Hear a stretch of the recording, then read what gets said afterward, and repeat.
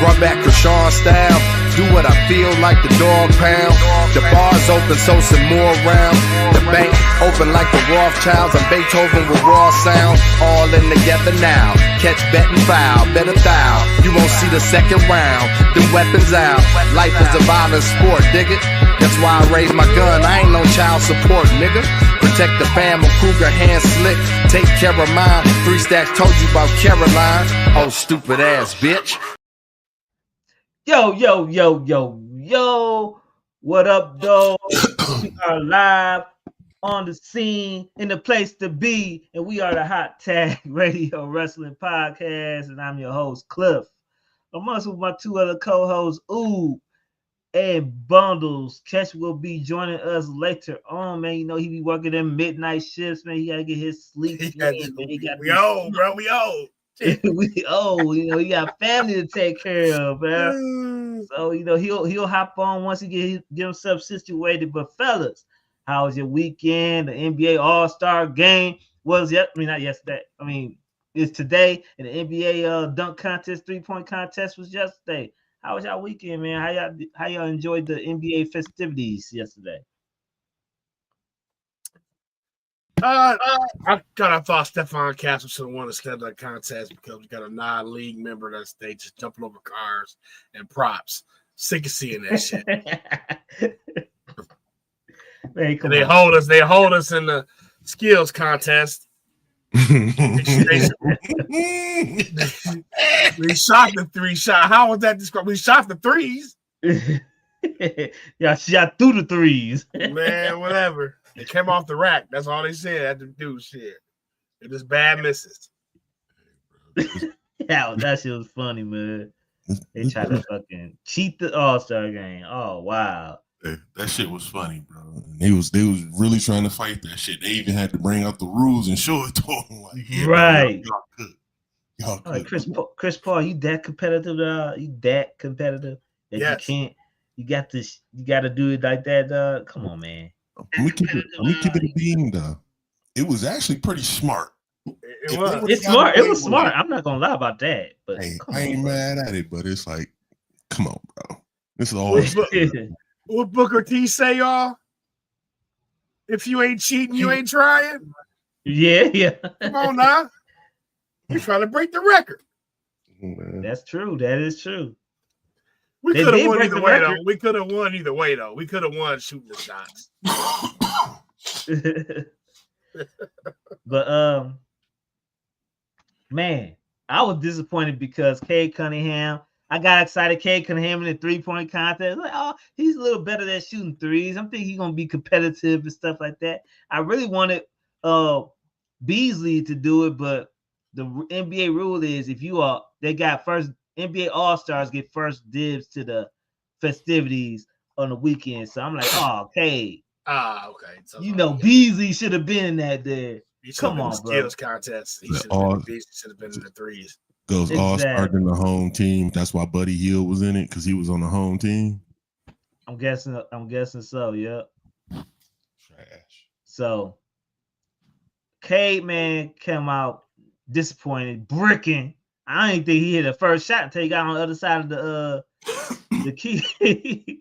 I'm like, hey, you shoot better than this, bro. But hey, a Piston was in the festivities. Hey, we got a Piston in the rookie game Friday.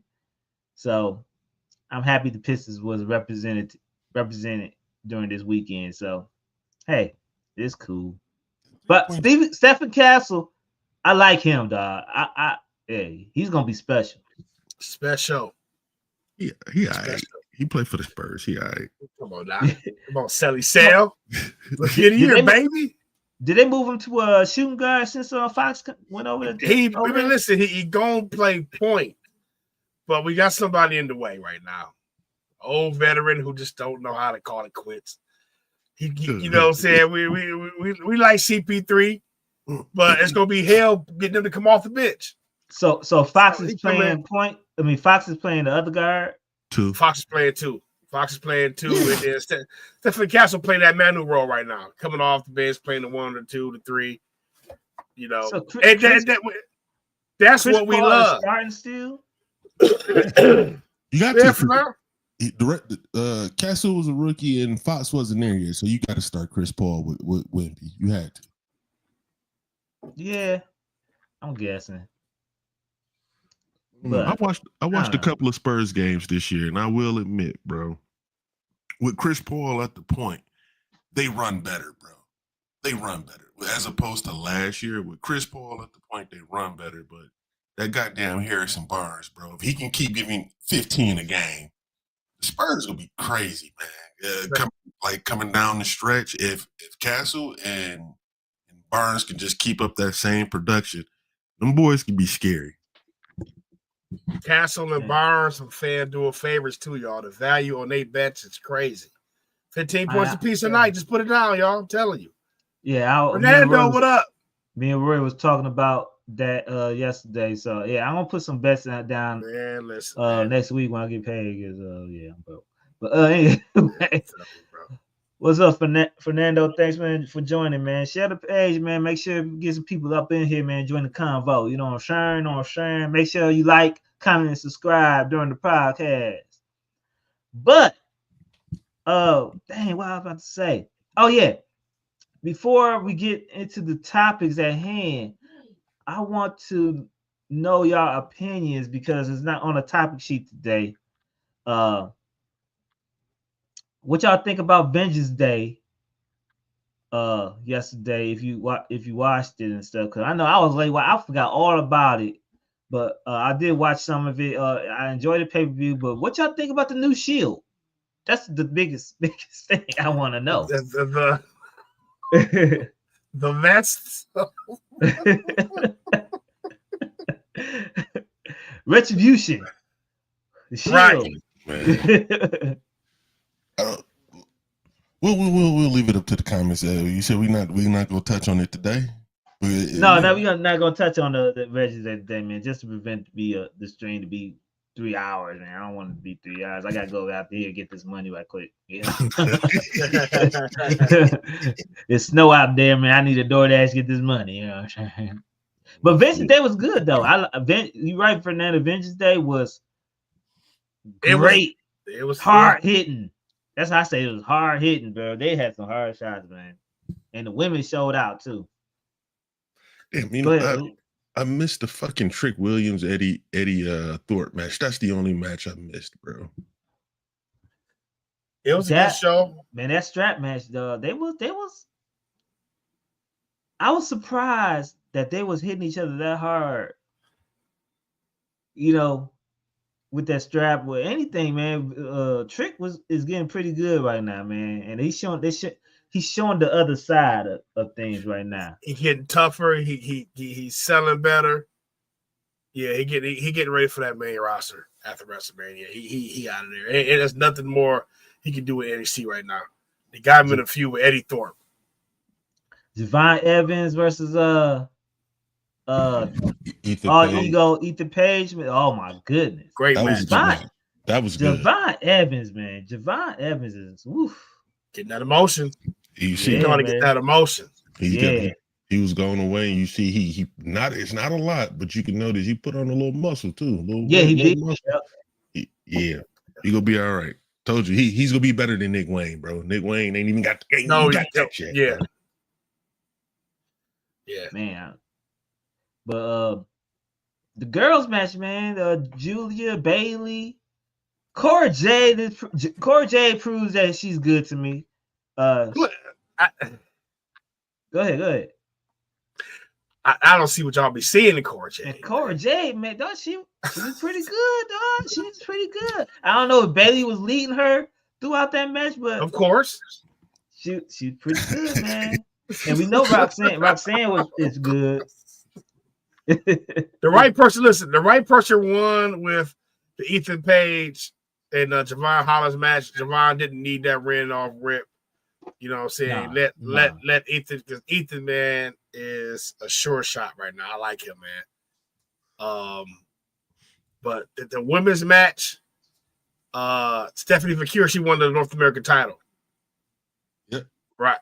Yeah. She won the North American title. And They setting it up, man. They setting it up. So I feel like a lot of women are about to graduate to the main roster. Yep. And they got a whole new era of just killers coming up, men and women in NXT. But the next batch of women in NXT, from Vakir to Julia to Jordan Grace, who just did, debuted, and I think Jada Parker gonna stick around for a while. But I think a lot of them, I think Cora J going up. A lot of them about to go up, man. She's a lot of them going about to go up. Yeah, they're going up. Cora J, she's not the best in ring. I'm not gonna say that, but she has character, bro. Character and emotion, man. Character and emotion. And she is like that mean bitch energy. Like, I don't like this bitch. You know what I'm saying? Right. And you can mix all that in, and it works. I'm looking at Fernando's comment about her being a Britt Baker. I think that's kind of different, bro. I think Britt Baker is Britt Baker can't wrestle, but she was a good promo. But as far as especially now, I think her character has been tarnished, bro. Like, people just don't like her now. Right. As opposed to Cora, we just don't like the character. But nobody's going around hating the bitch and hating her in real life, they doing with Britt right now. So it's personal. Right. For her. It's personal over there. But real quick, Cliff, but when I was watching the show last night, it's one person that popped up, and I'm like, damn, they couldn't use this motherfucker nowhere on the main roster at all. Santina Morella. Santino Morella? Oh, Santino. Yeah, he back. So he the TNA talent director. Yeah. And I'm like, damn, we couldn't get this bro. He had TNA, I get it, man. But damn, bro was legit over, bro, legit funny. But he the right person to help get that TNA talent over on the main roster. Especially see overseeing them coming over there. So that was dope to see last night. You see how him and his daughter. Him and his daughter, yeah. Back Cora J, you can see the CM Punk influence in Cora J. That's what I think. And Catch, you on mute, I think. If you're trying to say something, Catch, or you. No, he just bald headed, bro. Oh, he's just bald headed. Hey, I'm bald headed too, bro. Hey, us bald headers got to stick together, bro. I ain't bald headed, Sellers. I'm gray, man. Speak for y'all. Speak for yourself, Cliff. Oh man, I'm jealous of Ooh. Don't try to bring me in. Don't try to bring me in the fold, nigga. I ain't bald. I'm just gray, man. It's just gray. Right. You can't see it. But Cora Jade, I can see the CM Punk influence in Cora Jade. I think CM Punk is working closely with the talent down in NXT also, man. I think he goes down to NXT a lot, and he works with the talent down in NXT. I think that's what's in this contract. Like he was working with certain individuals in AEW also. So you can see the influence with CM Punk and Cora Jade. That makes sense, Cliff, because if you look, a lot of those chicks that are down there who are actually been fans of wrestling, you ask them who was their favorite wrestler, they'll tell you it was AJ, which is his wife, or I like Punk growing up. So that makes a lot of sense. Yeah. But Catch, man, how you just popped in, man. How I know you was working and stuff, but did you get a chance to see the NBA All-Star Weekend festivities yesterday? Bruh. Mac McClung, man. Told you. You gotta put some respect on his name, dog. I told you. As far as the dunk contest, that shit last night, that was up there, bro. To me, he did some shit I've never seen before. Yeah, for him, but it was just Mac McClung, bro. Everybody else was trash. Right, everybody was trash, but specifically him. Now, Stephon Castle was fire. It's just that Mac McClung was just doing some. I'm like, bro, fam jumped over the middle of the car, right? Grabbed the ball. His head, bro, was by the rim, dog, and dude is like 6 foot even. He He can't be 6 foot. He probably like 6'1", 6'2", probably. Yeah. Yeah, no, that That. he did some shit, bro. He did some shit. Like I was like, that was impressive, bro. I ain't gonna lie. I was in a control center, man. I he's wasn't 6'2". expecting that shit. You think So so, that means Fernando? so, Man, you think the NBA future is bright like the NXT Women's Division? whoa. That's Stephon Castle is. Stephon Castle, you know. I ain't know. This I draft, didn't know. yeah. So you I weren't didn't know familiar he with that was nigga like game, that. huh? Yeah, listen, bro, that's a new big three. But the thing is, this draft class, next draft class, I don't know. They said Cooper Flag want to stay in, but next draft class will be a lot stronger. Yeah, it's this draft class right here, man. Man. Huh? Cooper Flag want to stay in college? Yeah, he said he might want to stay another year. People like that college atmosphere, man. He probably want to get his man. Yeah, you getting paid. I mean, when you get an NIL, you get made 18 million already, man. It's like, oh, not. Yeah, I feel it. But let's go into. Go ahead. Salas. My fault. I was talking and didn't know I was on mute. My fault. Oh. So let's go into the news of the day with a little bit of Cliff Notes. I always don't read this. That's cool though.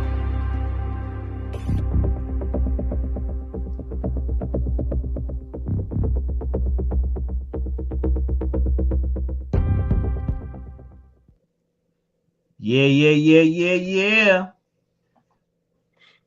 Friday, Michelle McCool joins Triple H to be inducted to the WWE Hall of Fame. She was surprised by Paul Levesque, aka Triple H, on ESPN.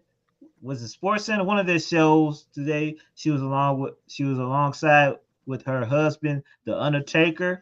And Undertaker didn't know, and Triple H got his payback, I guess, on surprising Michelle McCool with her induction to the Hall of Fame. Fellas, what y'all think about Michelle McCool, and do y'all think that she deserves to be in the Hall of Fame? Let's start off with Ketch since he just joined in.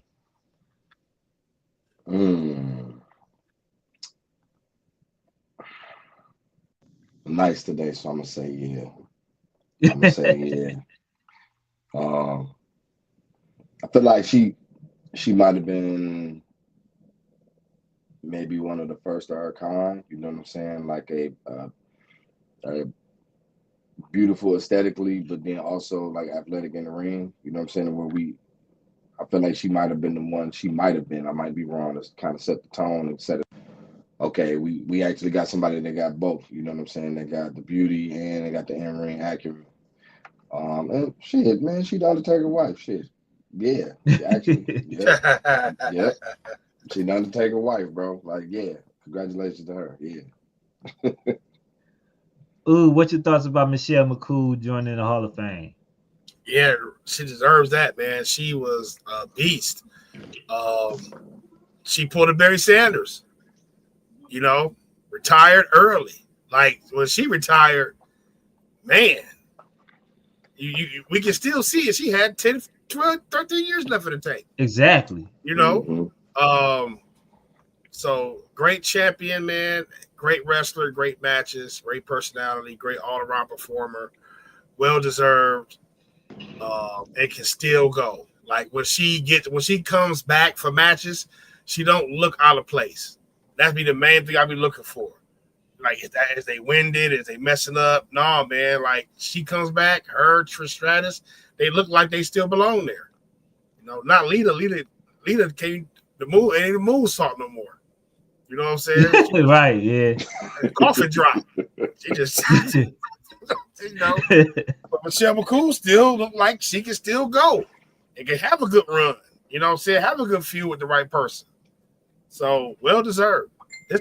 Hold on. So far, this class kind of stacked so far. There's only two. They didn't. Okay, did I read the demolition thing wrong then? They They got legend like contracts to get paid, but they haven't announced the Hall of Fame for them yet. I'm kind of sure they're gonna My bad. announce it sooner or later though. I thought it was Demolition and Triple H so far, so I was like, damn. So yeah, so still Triple H and Michelle McCool, shit. That's Bundles. That's nice. Bundles, what's your thoughts about Michelle McCool joining the WWE Hall of Fame? I ain't mad at it, man. Shouts out to her. Congrats to her, man. She came a long way from when she first started. She was trash and gradually just got better. And over time, she was on top of the division with her homegirl, Layla. You know what I'm saying? Yeah. It was just like, damn.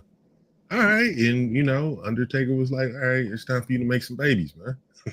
Right. I got it.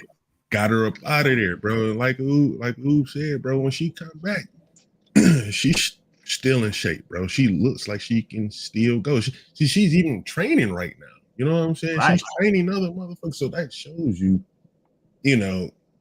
somebody who wasn't ever in the business came into the business, got endeared with the business, and lived the business. And even after done with it, they're still doing it. Definitely deserves Hall of Fame, bro. Without a fucking doubt. Hey, you can be brought into the business, and you know what I'm saying? Like you're right. So that's a prime example of what they're doing right now with the Performance Center. You ain't have to be a fan of wrestling growing up to not get into this bitch and love the business. She's basically the prototype. Yeah, because all the and the divas back in that day, they were just pulling divas. They were pulling the coldest chicks they could, and just hey y'all want to learn how to wrestle, and they all had to learn how to wrestle. They weren't pulling wrestlers up like that. So she definitely. Yeah.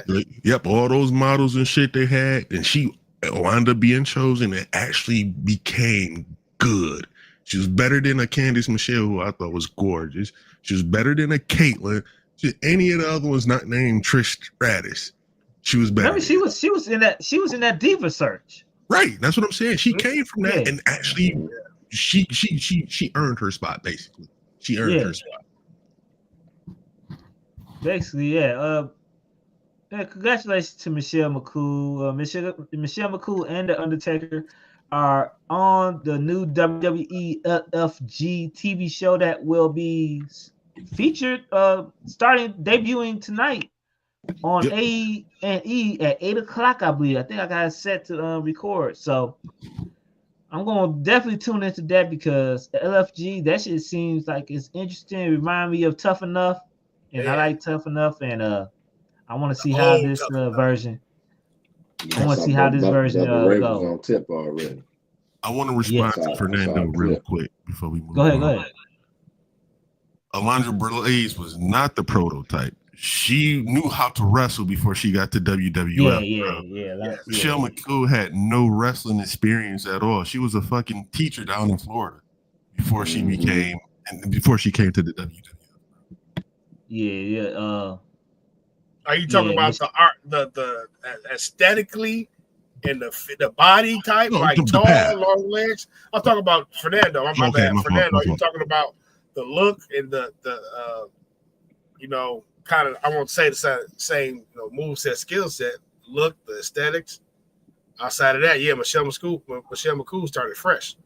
All that whole era did. That whole era. That's like some of this NXT era now. They most of these women right now, they have no wrestling experience. But they were in NXT. If this was the Attitude Era right now, we'd have had the Twerk Fest, Jada Parker versus Last Legend. We'd have had that shit. You know what I'm saying? And then they'd learn to wrestle. Now they learning to wrestle step by step, Cliff. You know what I'm saying? And coming up as wrestlers, opposed to like, hey, you look good, go out there first, not wrestle. No, they get some extensive training. Fernando, I don't think Medusa, she had a way better skill set at that time before Michelle McCool. Michelle McCool had to earn her skill set she learned her shit like later on in her career when she started doing the Styles Clash and all type of other moves. Michelle McCool was doing moonsaults and all type of bull, at that time. So she learned more Medusa learned more of her shit down in Japan than anything. Yep. She was hard hitting, striking, super, Yeah, drop you on your neck shit. Right. Let's go on to the next topic at hand, man. It seems like Josh Alexander is headed to AEW. Friday, JD from NY, he's a streamer that comments on wrestling. He was reporting that Josh Alexander was going to WWE, and in between his video, it seems like Josh Alexander did the switcheroo, man. Look like he's about to be signing to AEW. Jordan Grace was putting it all over her tweets, talking about can't wait to see you and stuff like that. And we was thinking that he was going to head it to the Performance Center in NXT or something. But with a surprise switcheroo, it seems like Tony Khan has another toy to play with. What you think about Josh Alexander maybe joining AEW? Hopefully. Well, I'll say this about Josh. He's been on the scene a long time. Been down to TNA, paid his dues. Bro probably wants the payday. And you know who you go to when you want the payday. Go to Pretty Tony. Pretty Tony go pay you, baby. And now the release is starting to make sense on both ends when you think about it. All right, bro. Ricky Starks, we'll talk about it later. You can go. Alistair, you can go. Miro, you can go. Rumored to be more this week. Maybe Ray Phoenix. Maybe a few other people. You know? And, hey, letting Josh go to WWE is just another big blow that he couldn't afford to take. You feel me? You know what I'm saying? So it's more like, hey, I'll take you over here.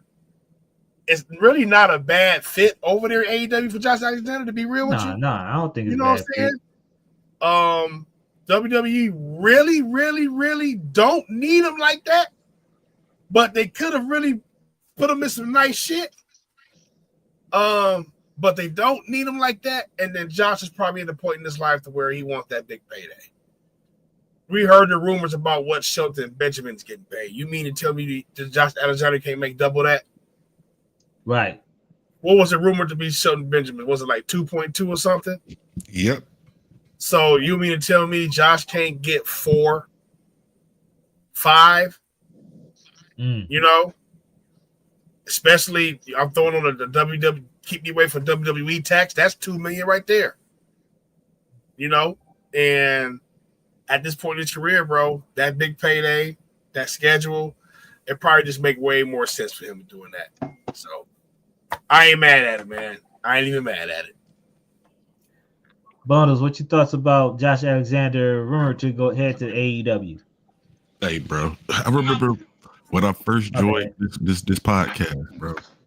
And we used to, speak on TNA a little bit. I sung very high praises of Ethan Page and Josh Alexander. We didn't know. Hearing this, bro, I'm kind of conflicted. Payday for sure. I agree with Oob on that. TNA fired his wife, his contract up. Like, fuck it, might as well go to the money. But in saying that nigga running away from the grind, bro. Like, I get it. Go get the money, but we know what the fuck is about to happen, bro. You still got at least 12 years left, bro. You'll spend 4 to 5 in AEW. And you'll have if you decide to go to WWE, you're gonna have a trash ass run there. I would have went now, but I get it. The money is in play. Fuck it. Go get the money, bro. I understand it, but we're not gonna see you on TV meaning as much no time soon. So I got a question. I think Josh Alexander going to AEW is the right move at the right time, and I'll get to catching after that. This I just want y'all to answer this question. I think Josh Alexander is the right move at the right time because I think, to me personally, I think AEW is trying to turn a corner into more storytelling element and focusing more on the on certain wrestlers. So you don't think Josh Alexander have a chance to come in and be in No, that spotlight, kind of like Ricochet is doing like that? no, You said no. absolutely not, bro. We've seen this a million times, Cliff. Yeah. We've seen this a million times. Ricochet just so happens to be a popular enough guy, I'm assuming, with people there already before he got there. Josh Alexander, bro, he's gonna be there. Let's say he'll be on TV for a couple of weeks, get a couple of wins. Then they're gonna book him in a big match that we know he can't win. He's gonna lose. Then he's gonna go to Collision. He's gonna get a couple of wins there, come back to Dynamite, have a big match, lose, then slowly but surely work his way down the card. Josh Alexander was not the talker of We the North. It was Ethan Page. Ethan Page was the talker, and we see how he got treated. We see what just strictly in-ring wrestling does in AEW, bro. It's cool, but it does nothing for the fan itself, if that makes sense. You know what I'm saying? Like, let's say we're still in February. He shows up next week. I say by June, bro, he'll be off TV. Or he'll be on a dog-ass losing streak, one or the other. Fernando asked a question why I said why going to AEW is running away from the grind. I think for me personally, I don't think because WWE done cut a lot of house shows and stuff like that, so they still have them though. They still have them. So I think the grind is running away from the grind. To answer Fernando's question, is WWE has more house shows and more events that wrestlers have to do throughout the week than AEW has to do. So if you go to WWE, you probably most likely had to start from the bottom. I think he probably would have been in NXT. He had to build rings and shit like that and go do the loop down to NXT and stuff like that and do live events and TV. So that is the grind that Bundles has mentioned he's running away from. Showing up at the arena at 1 p.m. instead of 2 hours before the show to go over your shit, make sure all the cues are hit. You know where you're supposed to be. This camera's gonna hit this spot at this time. They don't do that in AEW, bro. Them niggas show up 2 hours before the show, talk about the matches in the back like it's a fucking indie, and go out there and work.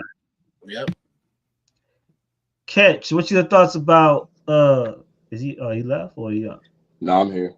Oh, what's your thoughts about Josh Alexander going over to AEW rumored? Financially and for his family, to take care of his family, a good move. But career-wise, man, I agree with the fellas. Tony Khan gonna park that nigga like a schoolyard, dog. You gonna be you finna like Bundle said, you probably got a good 3 months, especially with him not having the best mic skills in the world. And this is just the fan, you know what I'm saying, fan mode. I would like him to go to NXT, and I would like to see him and Ethan Page as the North on a bigger platform because they're dope. You know what I'm saying? Like I like whatever Triple H is doing with tag teams right now. Like I just had a vision, and with Ethan being able to talk, in my brain, it's like if you could, link up with your boy and create what y'all had. Even if it's for a short amount of time, because Ethan Page is a star, you know what I'm saying? He got star power written all over him as a solo act. But if you get to the main roster and you got your boy with you and y'all can kind of get your shit off before maybe he turns on you or you turn on him, you know what I mean? But as far as getting his just due in front of, instead of going to the G League, I felt like that would have been dope too. So for his family, good move. Like you said, somebody said he probably gonna get double of what Sheldon got. Like if he could pull that off, then shit, Nigga, congratulations to you, but you got to get parked, fam.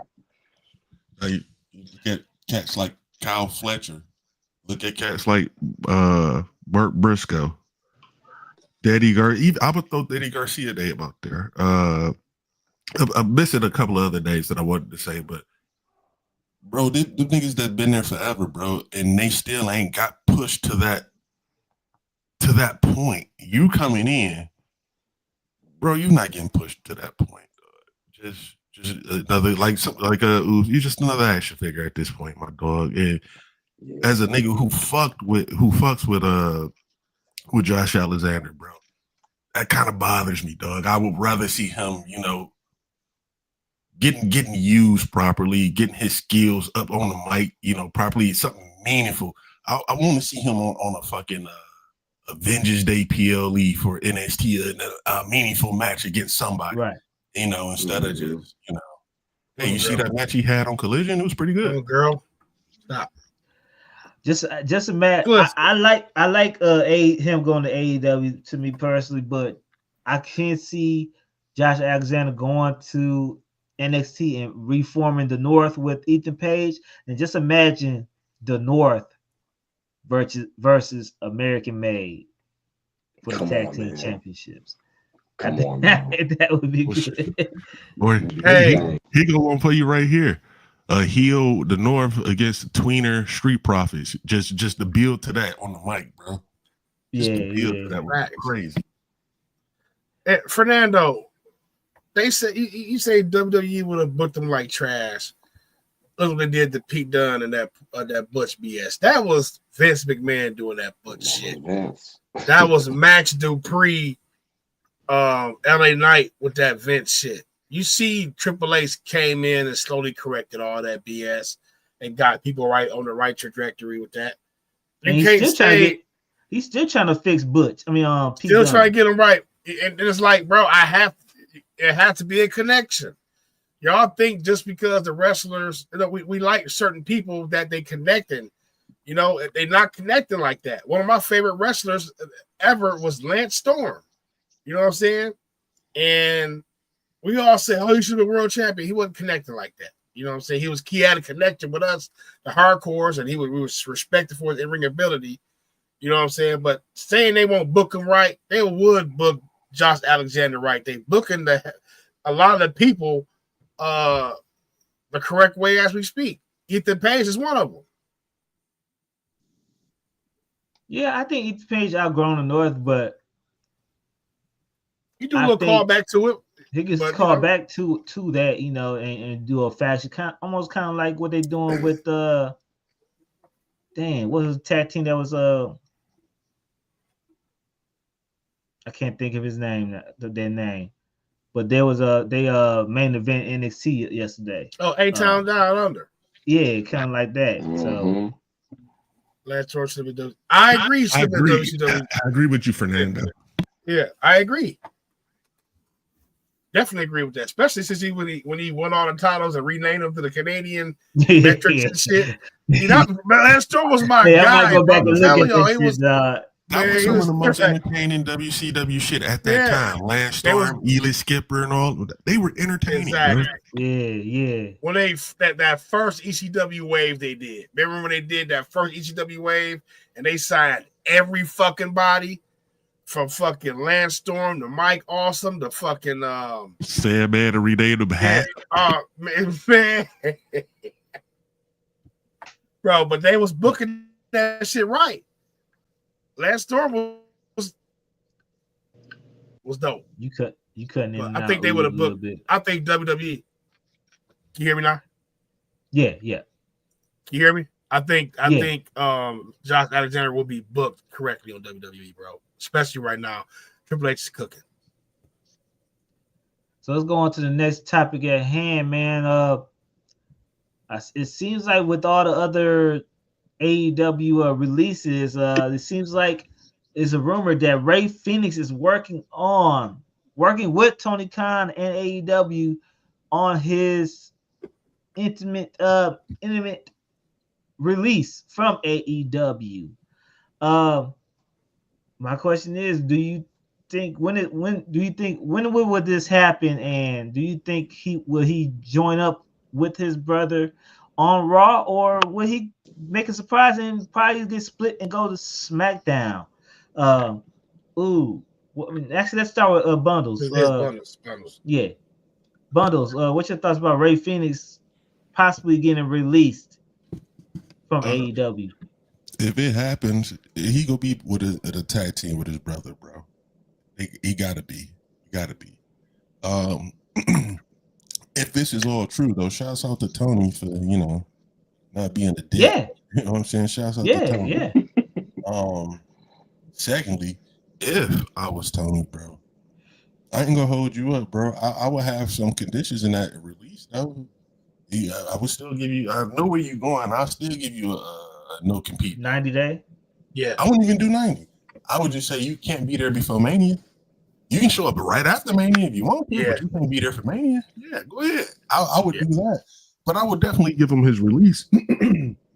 But like I said, if it's true, shouts out to Tony. I talk a lot of shit about him. I actually hit him up about a job yesterday too. Hang on.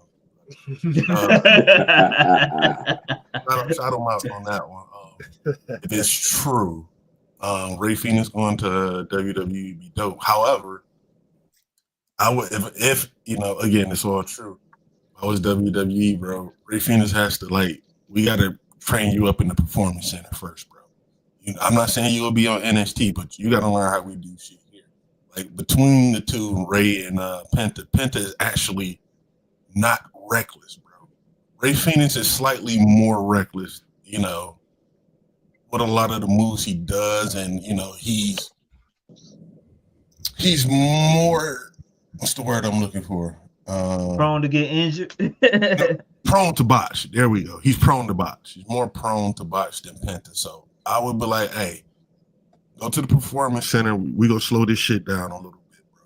These moves that you were doing every week, we not doing that every week. You can do that shit, at 3 pay-per-views a year, or big pay-per-views. Outside of that, bro, you got in your home country. Yeah, or the shows we do in Mexico. Outside of that, bro, slow this shit down. All this, that, and the third, we not doing that. We make you a tag team. We'll still let you and your brother get your shit in, but we work safe over here, bro. Yeah. Cash, what you thoughts about Ray Phoenix possibly leaving AEW? Good for him, bro. Release that man. You're not letting him work. I know he's being compensated, but you're not letting them work. At the end of the day, these guys want to work. They're passionate about what they do. I am intrigued though. I'm curious. I think I saw Fernando say that Penta he's a star now, real fast. So I'm curious to see how they play it. You know what I'm saying? When he does get over to WWE, what happens? You know what I'm saying? Do you turn Penta? You put them together, you know what I'm saying? Or do you let Penta cook? Because we always talk about from a business standpoint, his merch is, I don't know if it's number one, but it got to be top 5 at least at this point. And the kids love him, you know what I'm saying? The fans love him. They're getting to know him. And that his little call sign that he keep doing, he do it a little bit too much, but that call sign he keep doing, everybody love it. So I don't know. I'm just intrigued. You know what I'm saying? I'm glad for him because, wrestlers need to be able to perform their craft. But I'm curious as to what's going to happen once he get over there. How do they play it? Ooh, what is your thoughts? Let him go, man. We're going to talk more in depth about it, what you should have done with some of these wrestlers. But let him go. But like Stella said, you ain't going right now. You officially gone for my roster, but in order for me to approve this, you gotta wait till after Mania, or you gotta wait till after a certain point, and you can go. You know what I'm saying? And Fernando, I actually agree with you on that. I would keep them as singles wrestlers. I would have Phoenix go to SmackDown. I'm telling you, that SmackDown mid card, man, is something else, and they really building that type of really wrestling heavy environment over there. You know what I'm saying? But I would definitely let Penta, just like Kat said, man, he's a star, man. He's a star. Let him go do his thing. Acknowledge the relationship, but let Phoenix, let all this come in there and say, hey, y'all can't have both of them now. I got to get this one. You make it a storyline. You know what I'm saying? Hey, we were the Lucha Brothers, we together. And they all say, no, I made a call, bro. You on my roster. Something like that. Yeah, that's what I was thinking. Yeah, and let Ray Phoenix go shine over there on SmackDown, and then y'all can bring that shit back together down the line. You know what I'm saying? But Penta, man, Penta already a damn star. Penta got it. And Tony, we call these the whole ass niggas, on the podcast. Hey, like you said, bro, fucking with it, man. Even though you could use them better releasing them, let them go, man. Let them go, bro. They eventually gonna end up where they gonna end up. Some gonna end up here. The whole title track we got today, that was a big fumble you got. Hey, bro, you gotta live with it. You got a couple more on that roster. That's a big fumble too. That Wardlow gonna be a heavy hit too. But it gotta be done, man. So you can start anew with your new shit. Hey man, y'all acting like one beat down on Penta by two dudes, then the lights go out is just old school. Now we can't do that no more. No, we can't. I mean, I think they could do both, man. Ray go over to SmackDown, or they could reform the tag team over there on Raw, because the tag team division do need a boost over there. They focusing a lot on the tag team division. But let me ask you this, Sellers. On SmackDown, but not on Raw. Well, they're about to. I think so. They're about to, because right now the War Raiders need to come up off them. This how it's gonna go. The New Day go start feuding with him after they pass up on or he go help Ray, then they go transfer the feud over to him. They go gang up on him, and Phoenix just come out of nowhere, bro. That's how it's gonna happen, man. But that's how it's gonna happen. Ray Phoenix will come out, they're gonna be like, it's Dragon Lee.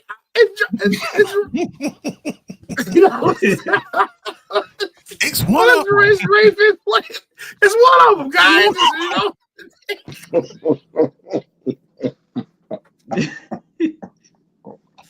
He said it's all.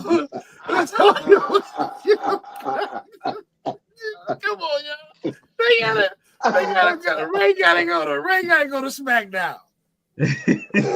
Ray gotta go to SmackDown. Listen, man, but real talk. But Sellers, real talk. How would you feel though? Like, okay, y'all both made the WWE. Y'all wanted to go together. You didn't go, but you went ahead, and then now you getting like this singles fame. Like, damn, okay, boom. But then you gotta go to the tag division. I don't think Penta wants to sidetrack away from the mission he's on right now. Right. Feel me? I don't feel like he's saying like, hey man, I can't. I'm finally seeing some like, bro, like Penta play his cards right, man. They'll have him in a world title picture, man. He plays damn cards right. I feel what you're saying on that, bro, but I'm pretty sure that was a conversation they had prior to, because remember, they thought they were getting them both at the same time. Right. So I'm pretty sure it was a conversation they had, bro. Right. But I 100% understand that. Like, damn, all right. Shit, what? Like, man. Shit, I'm already here, bro. Like, dog, I gotta go. All right, well, come on, let's go. We want to see machine guns. I'm in here possibly getting the Braun Breaker match soon. You know what I'm saying? Something like that. I was already in the Rumble, bro. I mean, what you want me to do? Shit. Man, you're already here. Come on, man. Yeah. Do we think Ray Phoenix gonna get the biggest reception as Penta did? I know he gonna get. I know he gonna get a good reception, but I know Penta's a little more well known. But no, I don't think so. Penta, he got swag, bro. Like his whole, he got an aura to him. Like, the way he comes, the amount of memes I've seen with the way he come down to him, bro. Like when they talking about when you creep up on your girl when she's sleeping and all that shit, and his little walk that he do, like he just a star, bro. Right? Yeah, I feel it. Let him cook. You gotta let. I mean, if I'm WWE, it's like, look, man, I get it, guys. You guys are brothers, and y'all a tag team, but we making a lot of money off this merch. Roll with this, like. And they keep him single. Bro already a proven commodity. Already. So let's go on to the next topic at hand, and that is yesterday AEW had its, I guess you had say, collision special. Grand Slam was last night in Australia.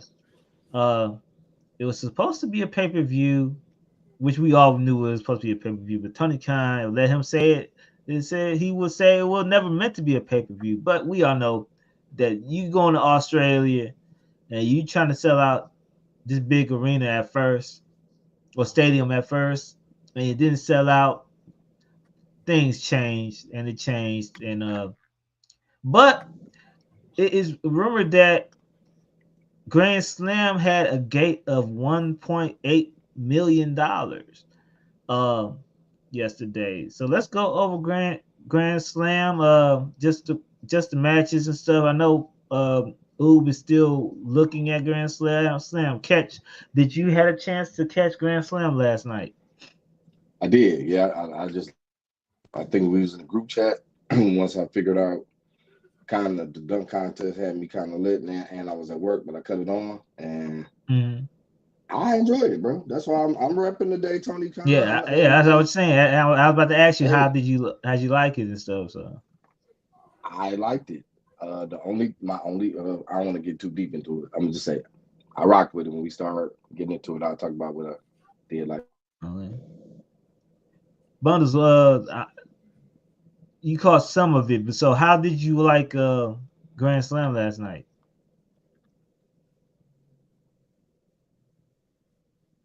Yeah, I didn't like Grand Slam.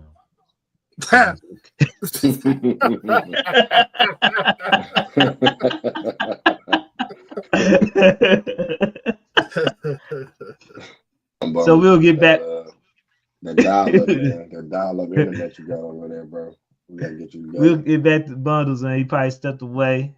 Oh shit! I was on fucking mute. My fault. Oh, my fault. No, I said earlier before we started, it was all right. It was cool, man. That's how they pay-per-views should be, though, bro. They shouldn't be these 8-hour extravaganzas, bro. 2.5 hours of rock out, 6 matches, bro. Yes, I feel you on that. Let's start with the match one results, man. You had Will Ospreay and Kenny Omega defeating Kyle Fletcher and Takeshita. Later on in that on the TV show, Omega challenged Takeshita for the I forgot which title he had. International Championship, and Will Ospreay challenged Kyle Fletcher again in a cage match for AEW Revolution. Shit. If I didn't watch this match, but I heard it was a great match. Catch, what's your thoughts about this match? Fire. I mean, you have 4 of the best wrestlers in the world in the ring at the same time. You know what I'm saying? Like, it was just expected. Yeah.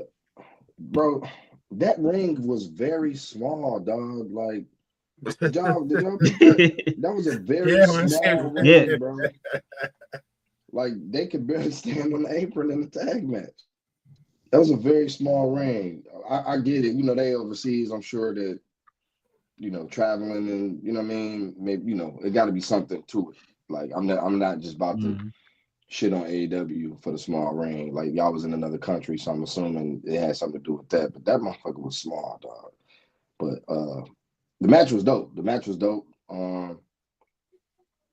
Is, you know, what's expected from them, like high flying, dope spots.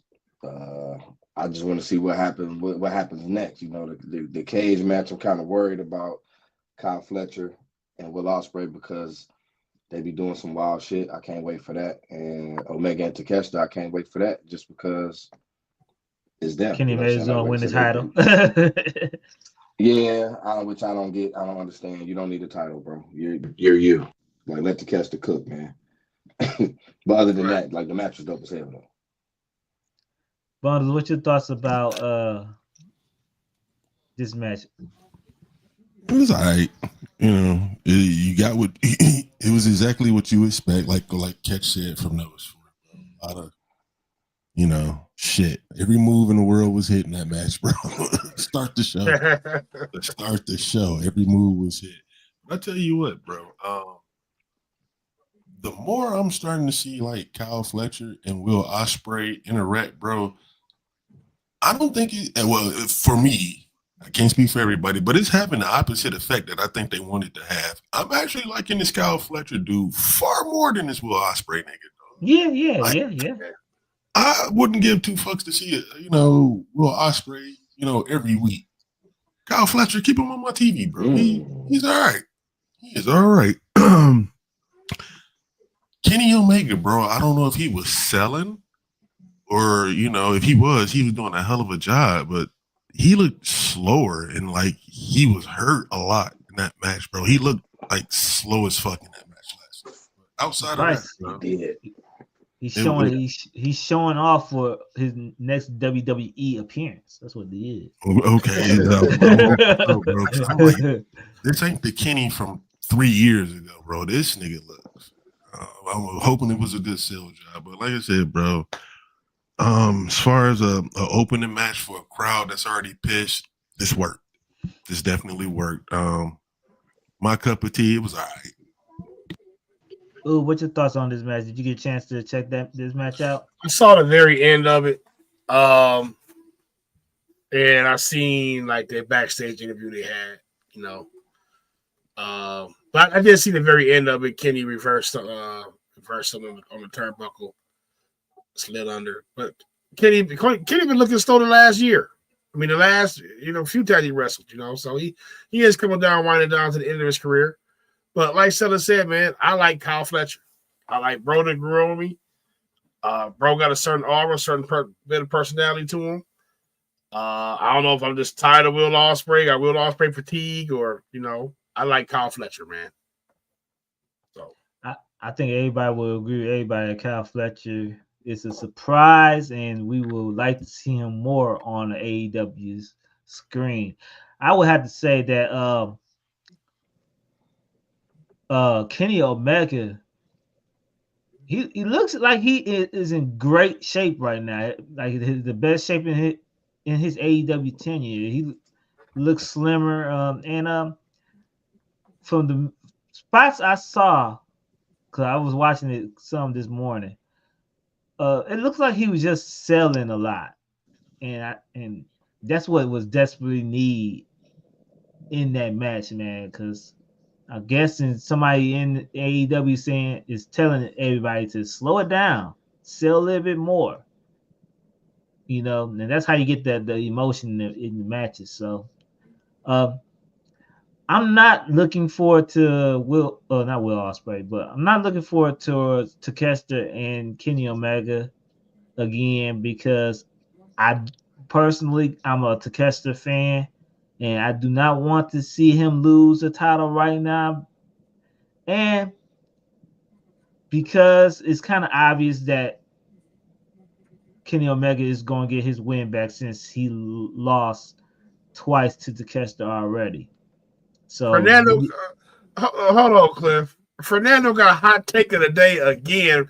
Post this shit real quick. Fernando, what are you drinking right now?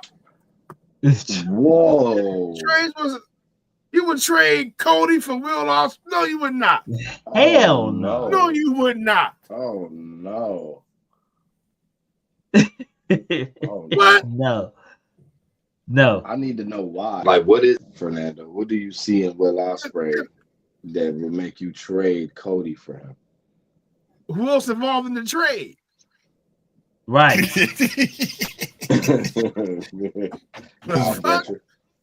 That ain't no straight up. Straight up, that's not even, bro.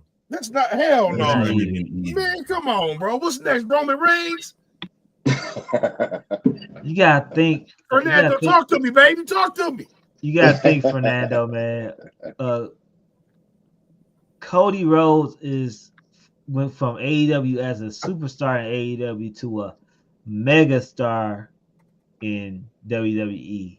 Like he know, bro. He below, trolling. like yeah. Man, you'll piss the Make-A-Wish kids off if you made that trade. You hear me? They're Come Yeah, on, I'm bro. telling you. Like we see the difference in trajectory of both companies since Cody Rhodes went to WWE. Man, That's all you come need to on, know bro. right there. That's all you need to know. Come on now. But Well, Ospreay will be on NXT. I would like to see right. I would like to see Kenny Omega go against an opponent that he hasn't been against yet. So, and I don't know who would that be in AEW, but I want him to surpass Takeshita or anybody. I would like to see him go against Bobby Lash. Yeah, somebody like Bobby Lashley or Shelton. Colt. I would like to see him against Shelton Benjamin. Him and Shelton would be crazy. That'd be a banger. Yeah. And it might have Omega and Ospreay go for him. Yeah, Will Ospreay is a better performer. Better in ring Cody, but overall, no. Yeah, we talking overall presentation, Fernando. Overall presentation. You not wrong about in ring, but what about out the ring? And that matters. Right. Kenny versus Swerve. I would love to see Kenny versus Swerve. That would be a great match. Let's go on to the next match. Cody bringing out more people in Georgia than Ospreay bringing out in Australia. Right. Ooh. We go to Australia. I'm supposed to have I can't pull 20,000, 30,000, 40,000. Cody could pull that in Australia. He did, didn't he? If Cody can go to Australia, they can do a big show. Cody headlining that motherfucker that's getting 50,000, 60,000 people. Well, Ospreay can do that in Australia, bro. And that nigga named the American Nightmare. You the hometown guy. That's right, bro. Let's go on to the next match.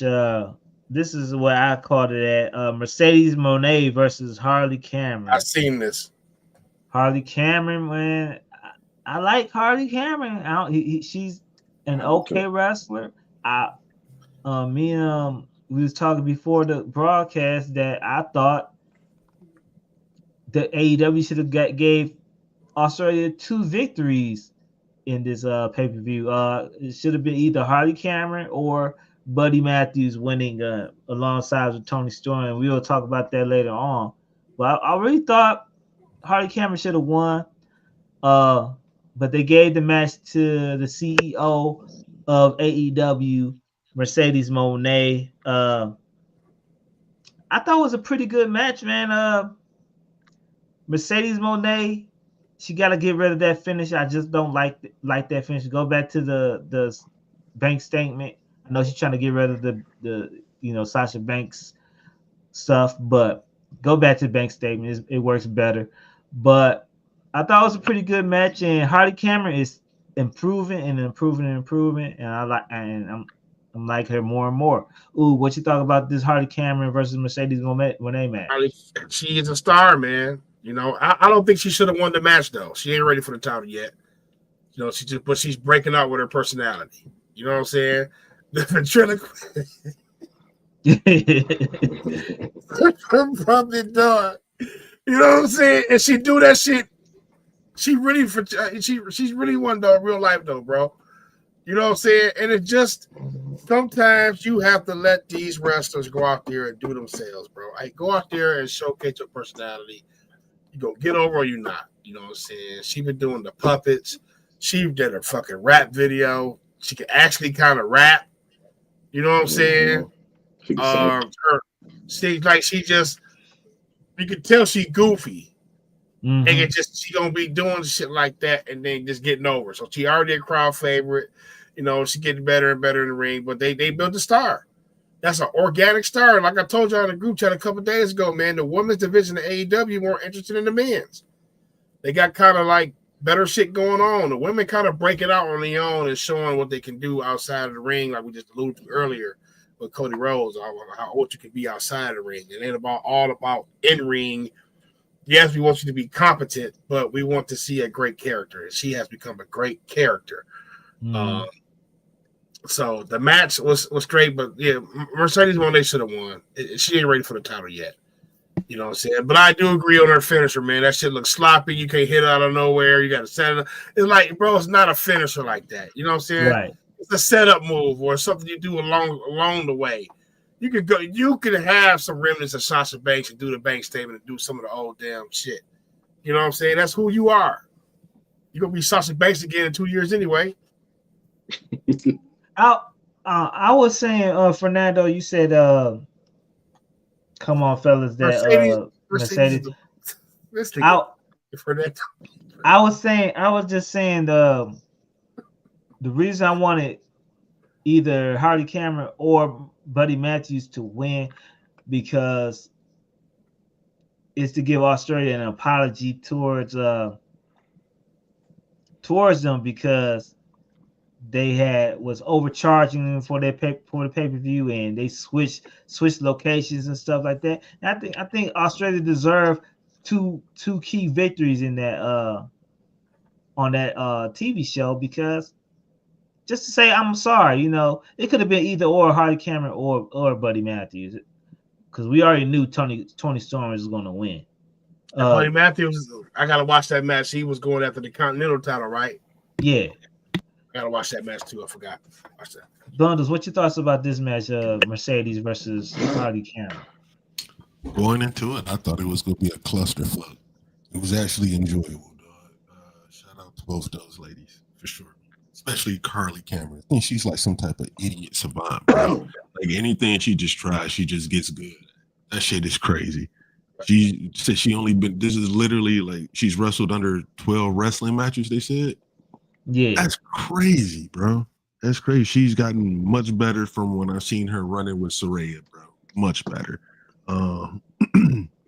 Mercedes Moné, I gotta agree with the fellas. The finisher is trash, bro. Try something else.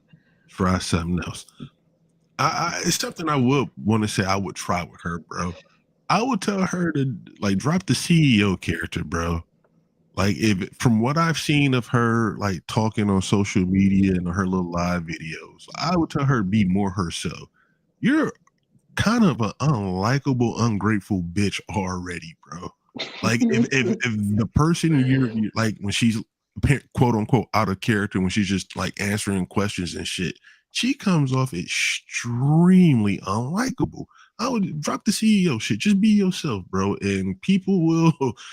The cringe heat will go away, and the we don't like you heat will come in, which is kind of the heat you want. Fernando, I know you don't think Mercedes is the best female wrestler right now. He trolling now.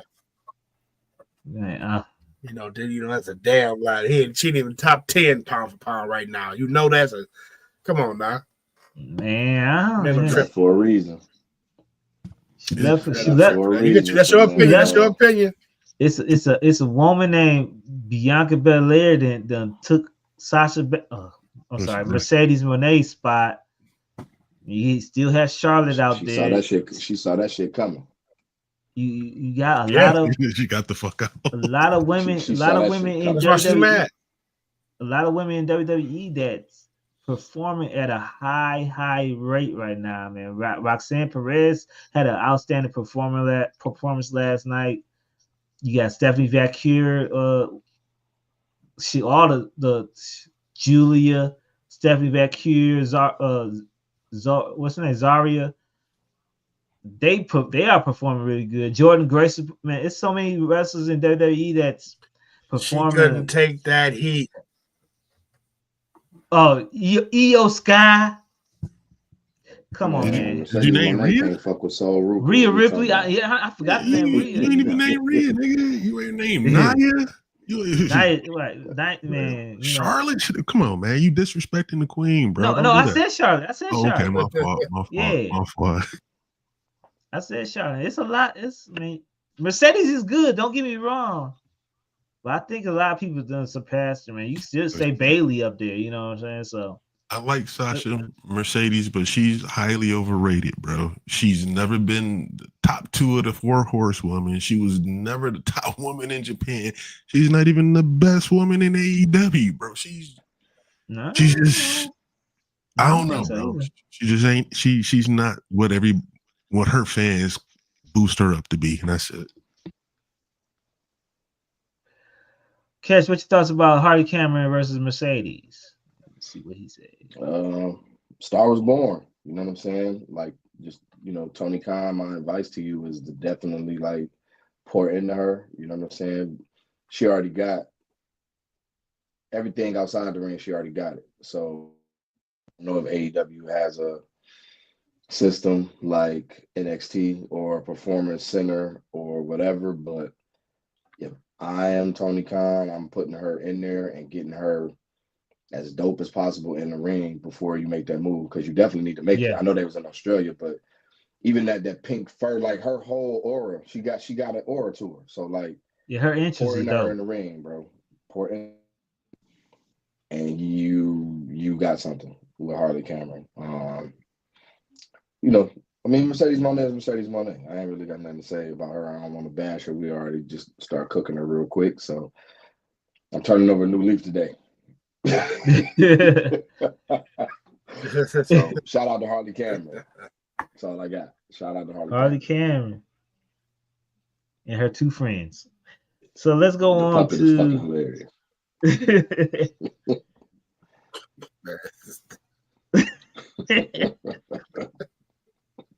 Let's go on to the next top match at hand, man. You had the Death Riders, Moxley and Cesaro versus Cope and Jay White. I like the match. It's hard hitting, but to me, I think AEW has too many tornado tag team matches with these older wrestlers like Cope and Sting and whoever is older. I think they need to get away from that right now because I think it's being overused. But I like the match. I didn't like the ending because it had me thinking that somebody was coming to save Cope at the end. But I like the match, and I think this is the time that we're going to say that Cope, aka Edge, aka Adam Copeland, that he will be winning the AEW World Championship at Revolution. I think that's going to be the end angle of the Death Riders right now. Bundles, what's your thoughts about this match right here? And this is the match I had missed the ending of. Caught the beginning and the shit it's Moxley, bro. It was not a bad match. It just wasn't enjoyable. It just wasn't enjoyable for me, bro. Like I said, I went out to the kitchen, grabbed some shit, and came back to finish watching it. And shit, they was beating the shit out of Edge and Ring. I was like, damn, who won? I assume Edge and them won, and then Edge and Jay White won, and the Death Riders just started beating them up because they lost. Apparently, that was not the case. The Death Riders won and then just proceeded to beat the shit out of them anyway. So, right. Hey, I'm expecting Edge to win that belt next month, bro. Otherwise, what was you took an L and got your ass beat at the end, bro? What was the point? Yeah. Man, he said he was gonna try to break his neck. So, Catch, what's your thoughts about Mercedes? No, shit. Death Riders versus Cope and Jay White. I'm tired of the Death Riders, bro. I'm so sick of that shit. Like, it's the same shit. Like, they in these tornado tag matches, they jumping motherfuckers, they whooping their ass. Moxley walking around breathing heavy and bleeding. Like, I'm trying to Mox's back was fucked up, though. You could give that. Give him that. His back was fucked up. Like, was it from that table? I think so. I think so. Yeah. I think it was from the table. I'm just tired. I'm tired of the angle, bro. I'm tired of the I ain't seen the fucking belt in like 6 months, bro. Like, I'm tired of the Death Riders, dog. Like, at this point, I think they should have a new belt right now. It's just we ain't never saw it. Bring out a new belt. Yeah, man. I'm fatigued with the angle. Like it don't make sense. They never explained it. It just happened, bro, and it's just happening. Like, and I love Cope. I'm a fan, but why, bro? Why are you putting the belt on people that came from the other company who was at the top? Man, push some of your people. I don't want to see him with the belt. I don't care if it's just another accolade that he don't need. Like, okay, bro. Like we just got it with Danielson. You took it off Swerve. Then you just had Danielson just get murdered. Swerve didn't get no get back. And then you just go to this. And this shit is just random. Like you got Orange Cassidy was in the mix. Hangman is in the mix. All of a sudden, Colt come right back, go right. And where's Christian at in all of this? You know what I'm saying? He still got this contract. He and still got the contract. You already know us. Like, you already know what they want. Yep. Edge versus I don't Christian. see that, man. Christian's gonna cash in during that match. Yeah, like I'm just tired. I wasn't even thinking about that. Yeah, I got fatigue from that shit. I wasn't even thinking about that. If you gonna put a title on a nigga, an old nigga from the other company, you should have kept it on Joe, bro. Kept that motherfucker on Joe. Yep. The ops. Yeah, bro. Like showing the ops now. I'm trying, man. I'm trying to not be negative, but I ain't gonna lie. I was watching the match, and I was like legit bored, bro. And it was a good match. It was hidden, but I'm just like, oh god, I already knew it was gonna happen. Like I'm tired of the Death Riders, man. I got Death Riders fatigue, man. Get them off my TV screen for a minute. Do something else, or explain to me what. Like you never explained to us what the fuck's going on. Yeah. Like, why is he? What's going on? Ooh, what your thoughts about this match? Yeah, I was watching it while we was starting it up, man, and Box was bleeding as usual. The spot where Wheeler Yuta was whooping Jay White, I believe, with the belt. Everything Wheeler Yuta do, bro, he looked like a bitch. Everything he do, bro, and I like, bro, sticking him with like they've ruined his. Like, he just looked like a wimp, bro. And he's been associated with these dudes that's been on the top of the card for the last 2 or 3 years, and I don't see nothing Wheeler Yuta has gained from this. You know what I'm saying? He always look like a pipsqueak in the match, look like he don't belong. He look like a bitch. Yeah. I'm tired of Death Riders too. And I just feel like they don't even know what to do with the storyline, man. They don't know how to kill it. So definitely we're about to see Cope with the championship. We're gonna see Christian cash in and for the championship. To put the belt on Christian. We could be the top heel. So the criteria to be AEW champion is you have to have done 10 years at the WWE prior to coming to AEW. You know what I'm saying? To keep the belt. You know what I'm saying? Because if it's going to Moxley, then it's going to Cope, and then it's going to Christian. It's like, damn. So, yeah, Death Riders got to die. Death Riders angle actually kind of fucked AEW up even more. Yep. Because I guess they were trying to do some, we need to start over from scratch and blah, blah, blah. And they probably got convoluted. But this one made AEW even worse. This angle right here. So, go ahead. They about to leave so much money on the table again, bro. First with the CM Punk and the Elite shit, they left money on the table. They about to leave. The only thing that can possibly help and kill the Death Riders at the exact same time whilst making money, the all-out race war versus the Hurt Syndicate, bro. They just leaving money on the table, bro. Yeah, hey, whatever. They kept the Hurt Syndicate away from everybody important in AEW. They ain't brushed shoulders with no top people yet. I don't think no, that I can recall. Doing the same thing they did with Jade. Kept her away from Britt Baker, Jamie Hayter, Serena Deep. Yeah. Kept her away from everybody, bro. Kept her. I ain't seen nobody significant other than Ricochet and Swerve. So, yeah, I got a point. the other black people, like with Jade when she worked with Red Velvet and Athena. You Man, the got that in baddies. here, don't you? Yeah. The baddies. The baddies. Let's go on to the next match at hand. You got Kazuchika Okada versus Buddy Matthews for the Continental Championship. Buddy Matthews loses to Okada. I thought it was a good match.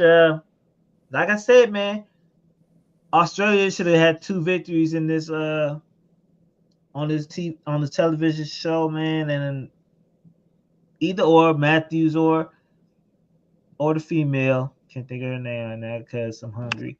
I'm hungry as hell. But Buddy Matthews, man, I wish he was still in WWE because I think him and Rhea would have been a good, good working together as far as being a couple group that can hold championships. You know what I'm saying? He resigned, didn't he? Yeah, he resigned. But it's a good thing that he did resign because I think he's in the midst of a little push. And that push could have been started yesterday if he would have won that title. But we all know Buddy Matthews can wrestle, and we yet to know that if he's good on the mic. He seemed like he's pretty good on the mic yesterday, but for the he's saying, but we'll find out, man. Hopefully this will start his push onto something we'll never know in AEW. But what's your thoughts about this Buddy Matthews Okada match? That's the match I didn't see. I didn't see it, but I still don't think he should have won it, Cliff. I know you want to say Australia needed some get back, or Tony could have refunded their tickets. He's a billionaire. But I still don't think he should have won the title off it like that. No story, just all of a sudden went like that. No, they got to put some story and some effort into it. They already botched the damn House of Black when Aleister Black lost, and they didn't even do like a jump out or nothing like that, giving them some type of heat. But I know it's their hometown, but the right man won. He still shouldn't have won that damn title. Put some story behind it, then you can win it. Yeah, that's true. Bundles, what's your thoughts about this match? I actually enjoyed it, bro. I actually, not that you said it a few times, Cliff, I'm going to agree with you. Buddy Murphy could have won that match, bro. And he could have dropped the title right back as soon as they came back to the States. Yeah. I wouldn't have been mad at that. It was a good match, bro. And Okada, he worked. You know what I'm saying? And Buddy Matthews, bro, I remember like years ago, NXT, him and Blake Murphy and Alexa Bliss first started, dog. You can tell, like, at that time, WWE had plans for either both of them or him. And even after the tag team split, he was around for a little bit. Dude's got bigger. He's always been solid in the ring. And we just found out recently he can talk. He don't sound too bad on the mic. The little backstage shit with him and Okada on, was it Collision or Dynamite? I don't remember what show it was. He can talk. On the mic, he didn't sound bad when he was calling him back to the ring. He don't sound bad. It's like, I don't understand where that disconnect is, but if they were going to like start driving a push for him, a win right here would have worked. Drop the title back when they got to the States, and bam, that's a setup right there for a little, feud for a couple of months or some shit. But it is what it is. I fucks with Buddy Matthews. I fucks with Okada. Solid match. It wasn't boring. It was a standard professional wrestling match for a title. I enjoyed it. Yeah. Catch, what your thoughts about this match here, Buddy Matthews and Okada? I enjoyed this match. At the end of the day, I think the mission got accomplished is that Buddy Matthews is a threat. You know what I'm saying? He seemed like a legit threat in the match to shit that Okada usually get away with. It's like Buddy Matthews was countering that shit pretty much the whole match. Mm-hmm. So I feel like mission was accomplished. Like, he's a threat to a singles title. You know what I'm saying? And yeah, like y'all said, like, he can talk. So hopefully they let him talk more, let him be himself. I kind of like the fact that Aleister Black is gone, because now they whole House of Black thing and let him be whoever he is. I don't know who he is, but let him I'm tired of him being like a lackey, or I don't want to call him a lackey, but like second, like let him cook. Let us see. Let us as the fans see what he can do. You know what I'm saying? Like in the ring and outside of the ring. But the match was solid to me. I enjoy watching it. And shout out to the Australian crowd too. They was in shit. Like they was in all of the matches. You know what I'm saying? Like that. I forgot to mention what they did with Coke when he came out to the ring and they were singing his music. That was the best part of that match. To me. But yeah, no, shout out. Yeah, this is a good match though. Shout out to Okada and Matthew. So let's go on to the final match of the day. Toni Storm defeats Mariah May to become the 4-time AEW Women's Heavyweight Champion. Man, I could tell you something about this. I was anticipating this match. We all knew this who was going to win. But it's the emotion factor in this match that made this match good, man. I was all into this match, and one thing I hate about this match, and it's nobody's fault, but Toni Storm gotta get rid of that finishing move, man. That's just dangerous. That's just dangerous. Every time she tried to hit it, it's so quick. I'm like, ooh. I was like, she gonna break a girl neck with that shit. But I like everything about this match. I didn't like the ending. If she gonna hit her finisher, have her hit the finisher and finish it. That roll up, I didn't like the roll up at the end. I didn't like the small package. It felt anticlimactic at that point, and that's the only thing I didn't like about that match. But besides that, man, I thought it was the match of the night. Even though I didn't knew who was gonna win. Let's go back around. Let's start back with But what's your thoughts about this championship match? I didn't see this match. Match. My bad. I spoiled it. But the right person won. Yeah. That's the person who's supposed to win. This is the title match that's supposed to happen. This is the person supposed to win. Catch, what's your thoughts about this match? Right person won. Toni Storm was doing a couple of moves that I kind of nerded out a little bit. It seemed like she did the Regal stretch during the match. I kind of I be kirking out when I see little small stuff, but yeah, like it was a good match. You know what I'm saying? Like you said, it was emotional, but now what? Like the match was. I expected the outcome, but like I'm just at this like good match. Now what? You know what I'm saying? Like where do we go? Who's next to?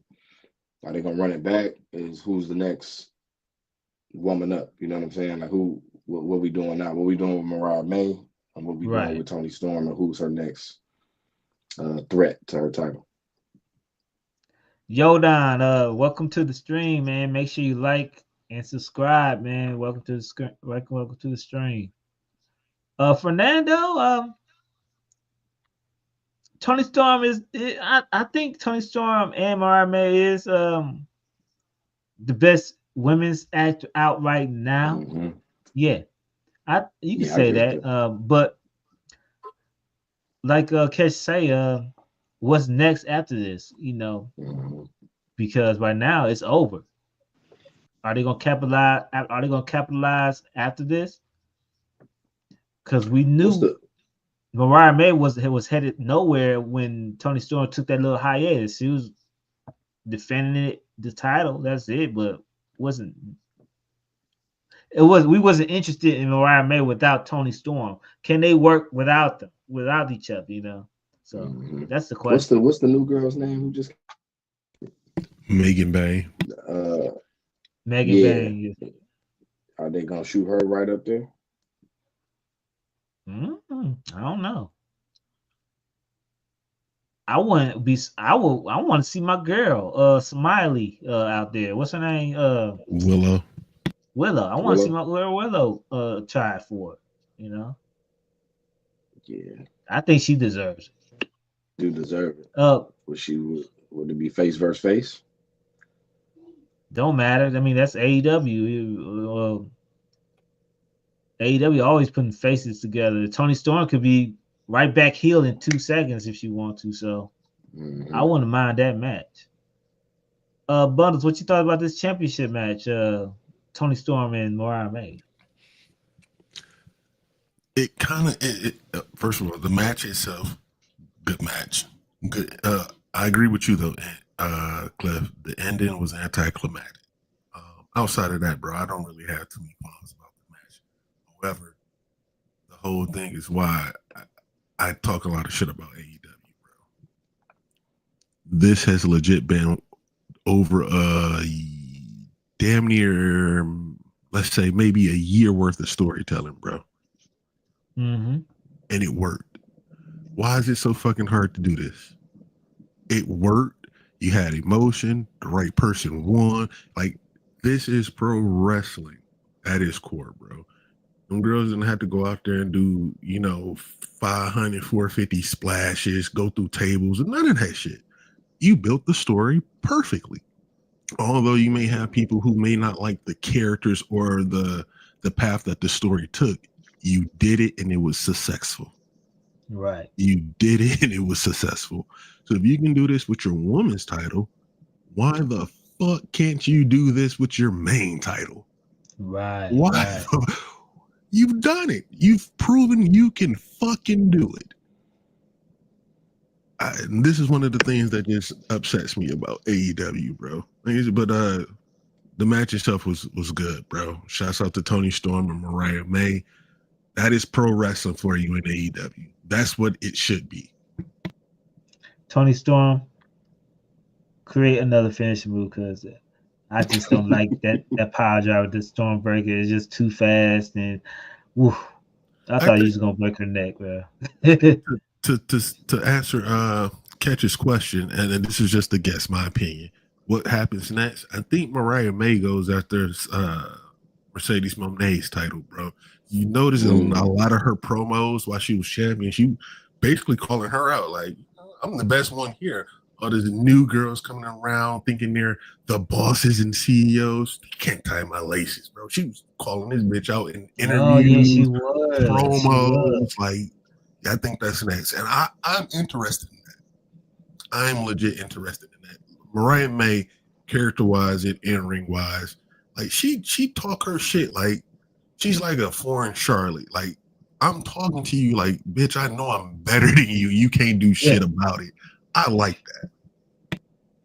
Yeah, I can see that. I can see that. So let's go on to the next topic at hand, man. This is the main topic of the afternoon. Put that fireworks out there. Ricky Starks. Let me spark my fireworks. Ricky Starks made his surprise debut on NXT last Tuesday. This has been a rumor for the longest. Than when Tony Khan released Ricky Starks, the next day WWE moved quick and signed Ricky Starks to a contract. We don't know the details of that contract yet, and we don't even know Ricky Starks will be Starks right now. But fellas, what are your thoughts about Ricky Starks? Man, NXT, man, I cannot wait to Tuesday. Ooh, what's your thoughts? This was a big fumble by Tony, but this was also Tony coming to the realization that I'm holding this guy hostage. Fuck it, let me cut my losses. Ricky Starks was a great character for AEW. You know, Baby Rock, what are y'all, Lil Dwayne, you know what I'm saying? But he just got the charisma. He has the mic work. He has the in-ring ability. He has it. You know what I'm saying? And, I would have used him in a way to where it was loser leaves town, or he would have been, hey, bro, you lose this big feud. Like I'm standing on that, so he could have been a great beef or had an angle with Swerve or Ricochet, somebody new coming in, so when you don't have to beat each other, you got to beat one of these guys that's going out. But man, like, bro, the news broke. I'm like, all right, shit. What are you gonna do after WrestleMania, before WrestleMania? This motherfucker, I said, what, 6 weeks, 6 months? It was 6 hours. Bro came out that day. You know what I'm saying? So I didn't know that Tony didn't have no complete clauses to this shit. So now I'm wondering, like, okay, it was kind of shaping up to be Aleister Black being the guy that's helping out Chad Gable with the luchador problem. So when is he gonna debut? Is Miro even coming back? But this was a huge fumble, fellas. Like Ricky Starks was somebody that AEW could have kind of built around and built on, and you know, kind of always felt like he wanted to go to WWE anyways. Kind of felt like he was always auditioning too, you know. But now, Starks, Richard, whatever his name is, you know what I'm saying? I think NXT was the best move for that, fellas. I honestly think NXT was the best move. Even though he got some built-in shit with Cody Rhodes, I felt like him going to NXT, getting all the casual fans on him, and he can build his star power from there. I feel like a lot of the people in NXT moving up, Trick Williams, I can see the Dom moving up pretty soon. I can see a lot of the females moving up. And I've seen them usher in this new era NXT. And Ricky Starks is probably like one of the most perfect pieces to that puzzle, man. This was a huge fumble, man, because, boy, you had something with him, Tony. And Ricky Starks about to be a bona fide star. You know, I don't even see him being in NXT that long. I can actually see him moving on up, but I feel like he need that experience, that WWE experience, before they can slow cook him. Kesh, what's your thoughts about Ricky Starks joining NXT? I'm excited. I'm excited for Ricky Starks. You know what I mean? I feel like, ooh, like, you know, Tony, you dropped the ball with this guy, man. He is a star. He had every aspect of wrestling. Like, if you could, this was WWE 2K or a video game and you was building a wrestler overall, he got every attribute you need in order to make a star. And I mean, the pop that he got on NXT was dope, especially the way it was done. But a part of me wish I could see what would have happened. Would have just popped on the main roster and did the same shit. Like, would he have gotten like major fanfare, or would it have been a little bit of confusion? You know what I mean? Right. Like, but on NXT, that pop he got was crazy. I just can't wait to see him in the ring. Mix, you know, it's like a lot of matches that it's like I'm just looking at and I'm like, damn, I can't wait to see him in the ring with this person and that person and this person. Yeah, I don't know. I don't know what Tony be thinking sometimes. Like, I hate, like I said, I hate the fact that he take the older WWE wrestlers and then vault them to the top, and then these guys that you got that are dope, you let them go, and we watching them go to the other company and thrive. You know what I'm saying? From Ricky Starks to fucking Ethan Page to Penta, like them three right. Particularly, and like Oob said earlier, like, why don't you feel you can do this with these guys, and why do you let them just slide over to the other company only for them to get built up to look like fucking gods over here? You know what I mean? Right. But yeah, I'm fucking with. I'm happy for Ricky Starks at the end of the day. Like now I want to see him in the ring and do what he loves. Bonus, what's your thoughts about Ricky Starks joining NXT? Fan of it. Like, good move, great move, man. It was. I don't want to say you've seen it written when Cody left, but you've seen it probably about a year after Cody left. Like, yeah, he don't want to be there no more, bro. All these stop pushes. Then he started working with Punk and was like, all right. Then Punk was gone. It was just like, yeah, it's a given now. He's out of there. And I ain't mad at it, bro. Shouts out to Tony for realizing, again, like, there's no point in doing this, bro. We already have all this poor faith with the fans. It's a bad look for potential motherfuckers who want to come here. Just do what you said you were going to do at the beginning. Be the wrestler friendly company, bro. And so that's appreciated. So, and Ricky Starks, man, listen, LA Knight, 43 years old. Ricky Starks is 33. We know what role he about to come in and fulfill, bro. So everybody like, oh, LA Knight should have got the world title. Don't worry about it. He is. He's just gonna be named Ricky Starks at that time, bro. Facts. It's about to happen, bro. I can see what he's gonna do in NXT. That's kind of a given. But going to the main roster, it all depends on the time they bring him to the main roster. I don't think they're gonna bring him up soon. When I say soon, I mean within the next 6 months. I don't think he's gonna be there soon. However, you got to look at the landscape of the roster now, and when they do decide to bring him up, how much of it's going to be changed? Who's going to be moved where? That is actually going to dictate exactly how a motherfucker like Ricky Starks is going to be used. Because if you got, let's say, your Bronson Reeds 2 years from now, you got your Bronson Reeds, your Jacob Fatu, your Cody Rhodes, and Roman Reigns still at the top of the card. Ricky Starks not going straight to the top of the card, bro. He's going to hang around the mid card for a little bit till that time comes. Yeah, I wouldn't mind him doing the mid card, man. Looking better, man. They're gonna have years with Ricky Starks, man. We don't have to rush him to the top like that. I agree. They got a great way of building their people right now, bro. They built Brian Breaker, Jacob Fatu. They built Bronson Reed before he got hurt. They were doing a stellar job of building that mid card and building the new guys on the roster and building to be credible threats.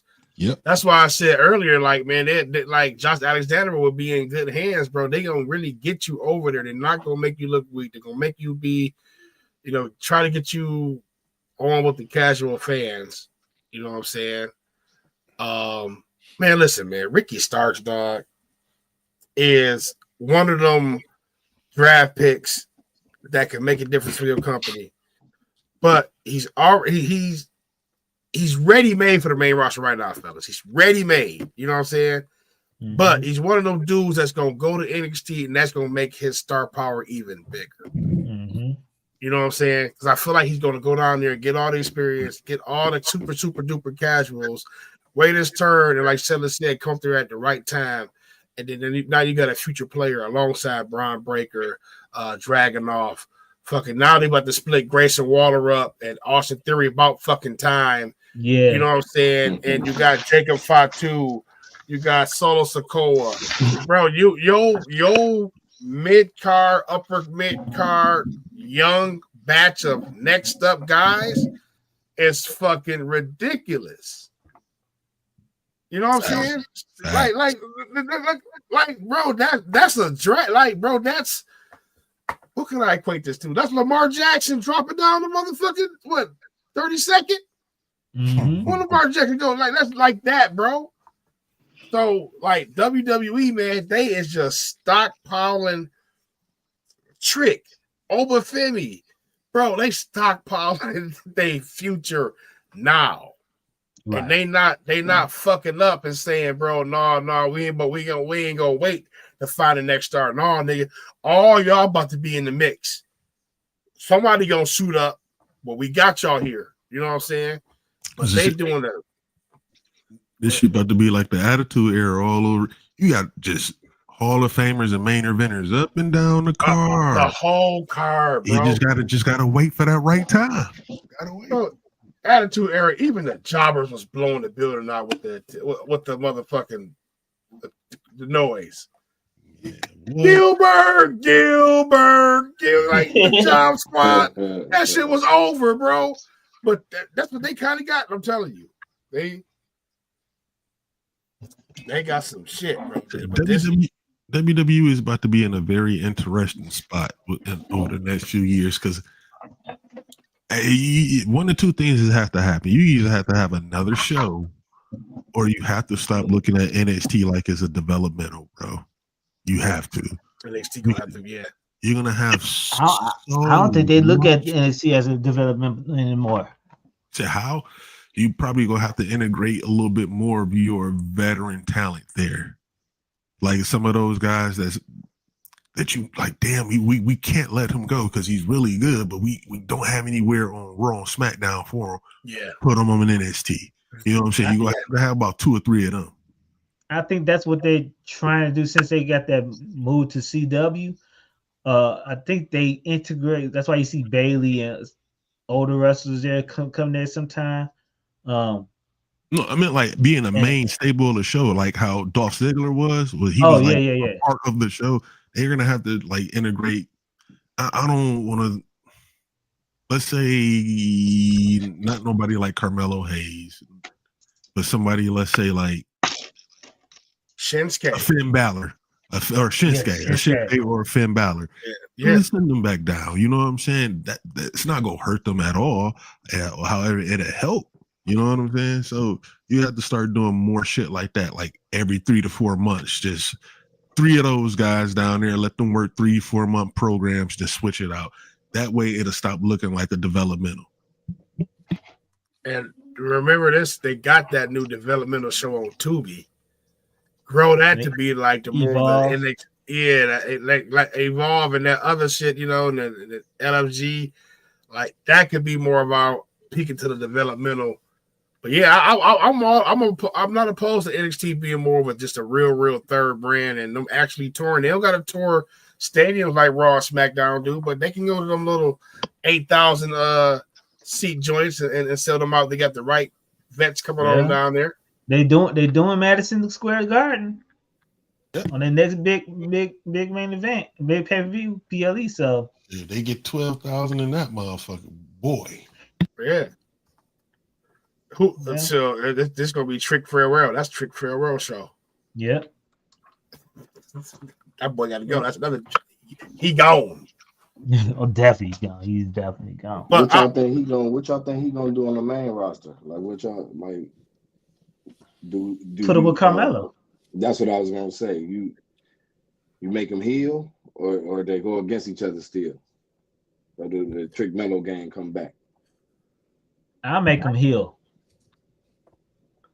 And have the fans turn back over to face. I think it will be a bigger. I don't know, fellas. I think he should go to Raw. I think he should stay away from Melo. Oh, okay. I think he should stay away from Melo. Melo, he gonna take away from Melo. You know what I'm saying? And right now, I feel like Melo is cementing himself as one of those pesky heels on SmackDown. And I feel like when he finally do win the title, it's gonna be a hell of a run. But you know, we got a heel problem in WWE. You know what I'm saying? We got a heel. We ain't got like who the heels? Kevin Owens, Gunther, Drew McIntyre. Name me another major heel that we just like this major. Jacob Fatu Solo. Shit, that ain't gonna be long though. I'm gonna say all the names. Yeah, the way they trip, man, they loving that dude, bro. It's about to be a tweener. The fans ain't finna let it happen. Yeah, exactly. All the names he said is ain't gonna be that way for long because it's like, man, bro, this is just good shit. Like we know they're supposed to be the heels, but don't nobody really hate these niggas, bro. Like you know what I'm saying? Like you got a point. You got a point. I love Kevin Owens, but like, man, it's time to really graduate somebody to being on that sinister. Like, who's the next final boss? Like, it's the biggest heel we had, bro.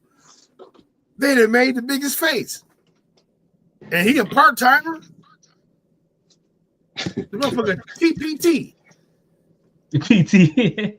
Roman coming and going, but he went from being the biggest face, biggest heel to now he the biggest face. Like WWE right now, like 6 Hulk Hogans in his prime, dog. Jey Uso, Roman, Cody, LA Knight. You know what I'm saying? It's like Bro, we got a heel problem, bro. So somebody got to graduate next level to that heel status, man. And like Melo is burgeoning on that. He getting there. You know, somebody to mention, but maybe we need a title run out of him. But somebody. Niggas got to bring back. Niggas got to bring back the evil Randy Orton or that environment Daniel Bryan type heel, bro. Like, bro, man, we need right. I think he will. Somebody had to turn, like we had to turn like a Sami Zayn or something like they'll have to turn, or he got his neck broke. or Cody Rhodes may turn heel one day. Sami Zayn got his neck broke catch and made some polite threats. You're gonna pay. You know what, Kevin? I'm gonna. It's not gonna be fun. Like, bro, what the fuck? You know what I'm saying, bro? He said you're gonna pay. Like, bro, they do an angle to where Sami get caught with a gun backstage. Why don't they do shit like that? Like, bro, Sami came to the arena. He got caught with the heat. Like, give him the arena. They gotta start doing shit like that. They gotta spice this shit up. You know, bro, but like, no, man, like Kevin Owens is dastardly. Gunther is he'll say some shit and Gunther whoop your ass. We got a heel problem, fellas. You know, I don't even want Ricky Starks to be a fucking face coming in. I want that nigga to be a heel. Damn that shit. Hopefully he'll be a heel. And just Open Femi just went from heel to and now you face. Right, because it's like the universe, bro. It's like everybody that be a heel, like we be like, nah, nigga, we fuck with you. Like every time a nigga over comes down, they into it. They ain't give a fuck. You can't help that though. You can't help that to make a face, man. The crowd dictated that. So that's true. That's very true. And I know I missed the beginning, but who was these nigga? The Shield, the Retribution Shield. He said the best. The force field. Like the force field in the ring. Like, who was the mask came down? Like, bro, we know who y'all is now. Like, we know. I don't think they some performance center people, so they getting boosted up to some of the main stage right now. So they must be pretty good. I think one of them is from LFG also. So, which I do like. I do like. And that. the other one is was featured on NXT for a bit. Yeah, so. The developmental, I'm telling y'all, the developmental was crazy, bro. Mm-hmm. They not fucking. They try to solidify the next 15 years right now. That's crazy. I'm sorry. Because my bad, Cliff, but ain't one of them dudes 19 that was in there. One of them dudes that jumped in last night is 19 years old, ain't he? I gotta see the name. So I had to look it up. I forgot the name. The names of the person, the main person that talked. That showed his face or whatever, but I forgot his name. But they said he talked to Old Family before, talking about I can't wait to challenge you for that title weeks ago. So that's probably WWE is in a very good spot, bro. That's all I'm saying. In a very, very good spot. Well, guys, I am starving like Marvin, man, and I gotta get out here and make this bread right quick, because it's snowing and that's money time. Do your thing. Yeah, man. But man, make sure the new people who's in the stream, I see Derek Mitchell's out there. Make sure you like and subscribe to us, man. And we'll be on next Sunday. Deion Lennox, that's his name. Color James and Saquon. I don't like none of these names. Ain't Saquon. Saquon Sugar is crazy. Right. That is a crazy name. Hey. Osiris Griffin.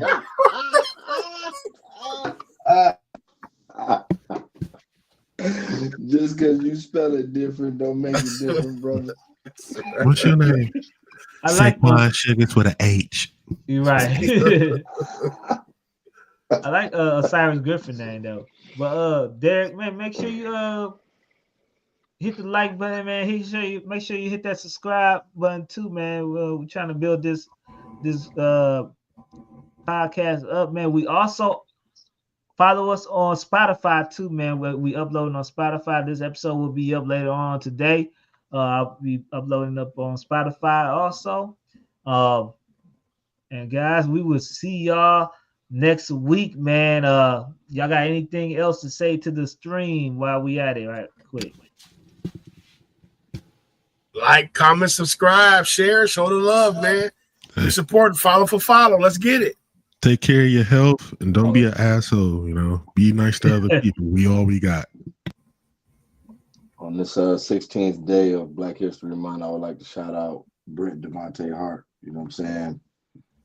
Shout out to you, brother. One of the greatest wrestlers of all time. Oh, man. Well, shout out Brett Devontae Hart, man. We will see y'all next week. Same hot time, same hot channel, man. Hope we see y'all next week, man.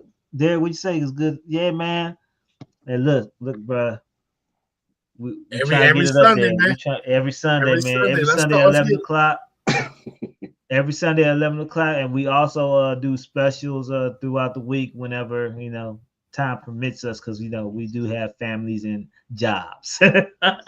So, but we'll see y'all next week, man. Ooh, you got to say something else? No, I'm good. We're good. All right, y'all. We'll see y'all next week. Peace.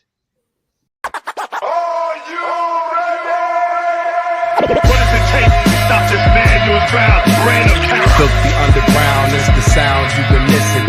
You got to pay the price, and it's gonna be a heavy one. Don't let your mouth get you hurt, bro. If you don't like hip hop, then turn this off now. Run back to Sean style. Do what I feel like the dog pound. The bar's open, so some more round.